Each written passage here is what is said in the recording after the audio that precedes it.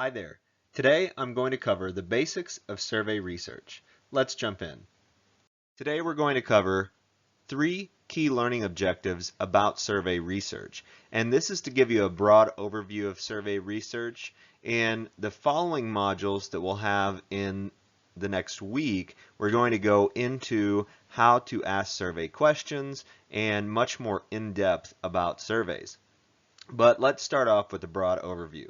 So our first learning objective that we're planning to cover is we're going to list or be able to list the advantages and disadvantages of email, and this applies to online surveys as well.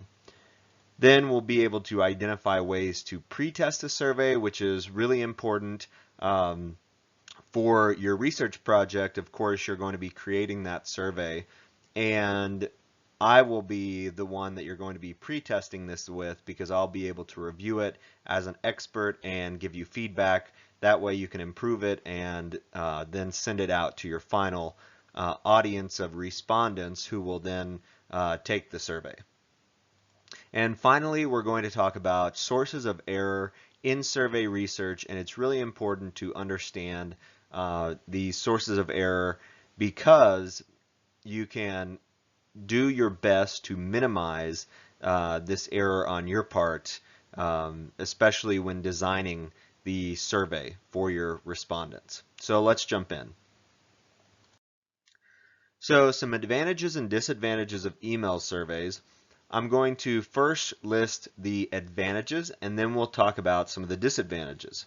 So the advantages of this is, of course, it's the speed of distribution. So whenever you think about email, it's really easy to, if you have an email list already, like usually whenever you're using your CRM system, customer relationship management system, most customers, whenever they place an order, they give the email address for you to be able to send them order confirmation, receipts. So oftentimes you already have a pretty good email list. Unless you're a startup, of course, you won't have that email list to start off with, but an established company, they have an email list that they can send a survey to a sample of their entire email list. And so it's very quick. It's very inexpensive because it doesn't really cost you that much other than the time to create the survey. You already have those in your database, so now you just have to send the survey to them. And you get a pretty fast turnaround time. There's all these stats about how much people open their emails and whatnot, but with that, you're most likely going to get the person to open the email, and it's a pretty good likelihood that if you offer them, say, like a 10% off coupon on their next purchase to take the survey, then they'll probably take that survey, because everybody wants some type of incentive to do something. So it's important that you take that into consideration, but it is relatively quick because you have a captive audience. It's very flexible, so you can alter the survey however you want, and that's why I had you sign up with Qualtrics. Over the next 2 weeks, we're going to get really familiar with Qualtrics, and you're going to be using that quite a bit to be able to design your online survey. It doesn't take much manual processing. If you think about it, if you were, say for instance, you wanted to do a survey at a shopping mall or at a movie theater and you had paper surveys, you would have to input all that data into a Excel spreadsheet because you're not going to compute it with a calculator and try to do everything by hand. So with that, online surveys, you already get the Excel spreadsheet. It gives you all the data. So all you now have to do is clean it up a little bit, maybe do some transformations of the data, and then analyze the data. So it's very quick processing on your part for the researcher to actually then analyze the data. And then finally, you can typically get candid responses. So the those who respond to you, they're going to respond just as they would. They're not going to leave anything to chance. They're going to tell you exactly how they feel. Now, employees may not do that because they may be worried of being reprimanded or repercussions that might occur, but overall, in general, consumers are going to give you a candid type response. So now let's talk about some of the disadvantages. And these are important to consider, but I think the advantages of email surveys outweigh some of these disadvantages here.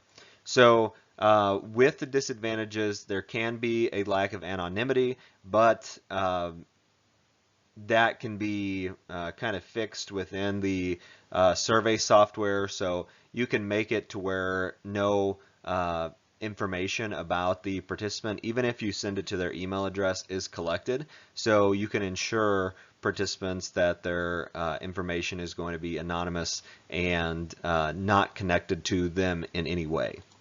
You do have to worry about the spam filters with emails, of course. That's what I had mentioned, that the open rate, a lot of times an email from a company may just go straight to your spam folder, and you may never even know that you got it. So that's why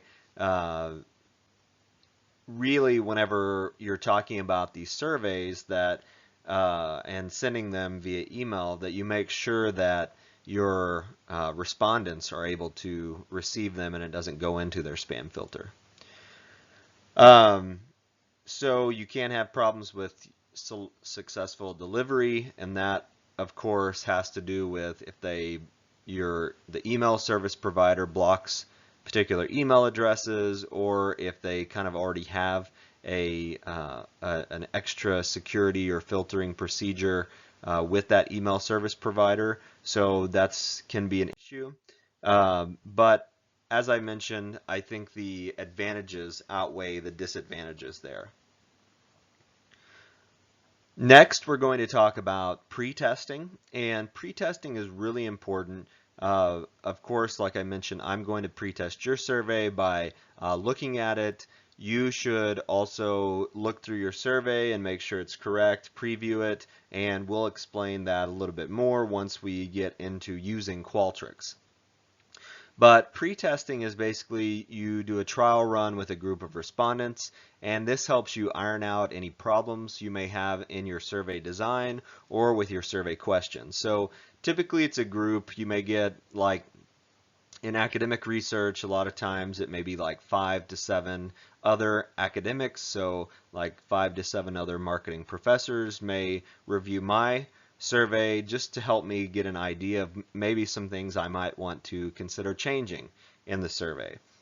And so with me, you're only going to have one person to check to see what type of problems you have, but that should be enough for this class. And there are 3 different ways you can pre-test. One is to ask colleagues, like I mentioned. You can ask a manager that, if your survey is very managerially oriented, you can ask the manager who asked for the survey to be done. That way you can make sure that your boss, whenever you're doing this, that your boss gives the okay, they like it, everything's good, and that way they're somewhat involved in the process. And then finally, a true pretest would be that you actually get like a small number of respondents, say like typically in survey research we're going to get between 100 and 250 respondents. That would be like the minimum. But for a pretest or trial run, you could get maybe like 20 to 30 respondents and then get a good idea of maybe some issues you may be having with your survey by offering that comment box. They can leave a comment and say, oh, well, this question was difficult to understand, or no, I didn't have any problems with the survey. And so a small trial run with a small group of respondents is also a great way to pre-test your survey. So that's it with pre-testing. Next, we're going to talk about error in survey research. And there's 2 types of respondent error. And respondent error has to do with bias that can occur due to respondents acting or not acting in a certain way, but also it can occur due to the way that the researcher writes the question or frames the question to the participant. So it's important that we know that, okay, there can be some error that has to do with our respondents, those who actually take the survey, but as researchers, we can also cause the error. And so that's what we're going to get into, response bias and then non-response error bias. And the non-response is something, we can try to control, but the response bias is something we have a greater control over. So non-response error bias, whenever we're talking about this, those are going to be those who responded versus those who failed to respond. And we can actually calculate this, a response rate. It's very easy. So those non-respondents are those who refuse to participate. You may have no contacts, which those you could not actually make any contact with that person. You also have the refusals where they say, no, I do not want to participate, put me on your do not call list. That's pretty typical, a refusal. And then we also have this fact of self-selection bias. So whenever you think about it, those who do these surveys, especially in an online platform, if you say, okay, this research is about virtual reality, those who like virtual reality are going to be more likely to respond to that survey because they like virtual reality and they want to take a survey that on something that they like. So whenever we do our surveys and we put them out there on Amazon Mechanical Turk, our surveys are going to be very generic. So you would think that take a survey about a consumer product. That's very generic. And it's going to make sure that those who may have felt strongly about drones or virtual reality, you're not going to bias them in any particular way. Now let's talk about response bias. And response bias is something that we can, as researchers, try to minimize. So with this, the respondent, they consciously or unconsciously, they're answering the questions in a certain way. And like I said, it can be due to us as the researcher, the way that we frame the questions, the way that we write the questions, the way that the survey flows. And so that's why it's important that we understand this response bias and how we can control for it. So there's two broad categories: deliberate falsification, and this is where people misrepresent their answers.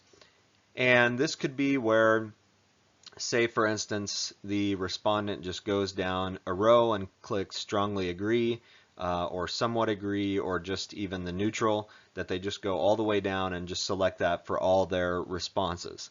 And then you have the unconscious misrepresentation whenever they're confused by the question or something in the format, or whenever we're doing experiments by the experimental manipulation. And so that's why it's important that we, the unconscious misrepresentation is the one that we can kind of control for or account for. And one of the things with this to consider is our administration error. And administration error is caused by the improper administration or execution of the survey. And so we have four types of administration error. One is data processing. So whenever you actually obtain the results, you may make a mistake on the way that you edit or code the data. You could have sample selection error. So this could be that you selected an improper sample, or you didn't use a proper sampling procedure, so you may get biased results. And the video on talking about some of the ways that the polling is done, that can help you learn about this sample selection. And we're also going to have a chapter dedicated to sample selection, so you'll learn a lot more about that.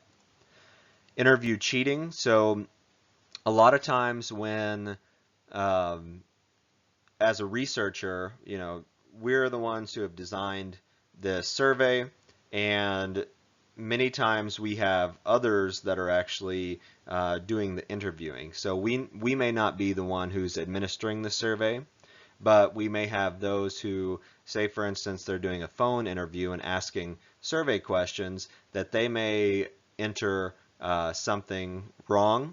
They may fill out things that the respondent actually didn't answer, and that's because many times whenever these survey administrators are going through these on the phone, they get paid by the number of completed surveys. They don't get paid for incomplete ones. So it's important for them that they get all complete surveys, but that can lead to some error due to interviewers cheating.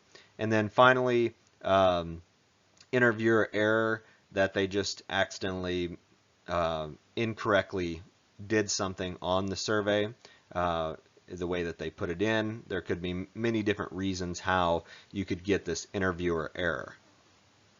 So that's it for Chapter 7. Next time we're going to be covering Chapter 10, Measurement and Attitude Scaling. If you have any other questions about the broad overview of survey research, feel free to send me an email at kt.manus@ttu.edu. Thanks. Bye-bye.